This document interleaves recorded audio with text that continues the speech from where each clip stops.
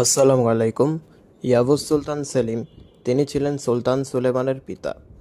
ইয়াবুজ অর্থ জ্ঞানী, যার শাসনামল ছিল ৮ বছর ১৫১২ থেকে ১৫২০, যার শাসনামলে অটোম্যানের আয়তন দ্বিগুণ বৃদ্ধি পায়।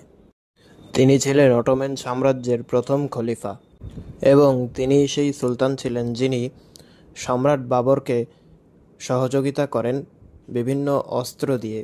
ইয়াবুজ সুলতান সেলিমের সহযোগিতার কারণেই সম্রাট বাবর মোগল সাম্রাজ্যের বিস্তার করতে পেরেছিলেন এবং ইব্রাহিম লোদিকে পরাজিত করে তিনি ভারতবর্ষ দখল করতে পেরেছিলেন এবং সেই যুদ্ধ পানিপথের যুদ্ধ নামেই পরিচিত ছিল। এবার আসা যাক সুলতান সেলিমের বিষয় নিয়ে। ১৫১৪ থেকে ১৫১৫-তে পার্সিয়ানদের বিরুদ্ধে সুলতান সেলিমের যুদ্ধ হয়, কিন্তু শাহ ইসমাইল সুলতান সেলিমের শক্তিশালী বল কামানের সামনে টিকতে পারেনি। এরপর ১৫১৬ থেকে ১৫১৭ পর্যন্ত মামলুকদের সাথে যুদ্ধ হয়। এই মামলুকদের সাথে যুদ্ধে সুলতান সেলিম কিছুটা বেগ পেতে হয় থাকে, কিন্তু মামলুকরা তারপরও তার সাথে পেরে উঠতে পারেনি।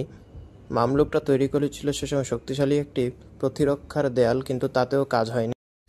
এরপর মামলুকদের যত জায়গা ছিল সবগুলোই অটোম্যানদের দখলে চলে যায় এবং অটোম্যান সাম্রাজ্য থেকে অটোম্যান খেলাফতে পরিণত হয়।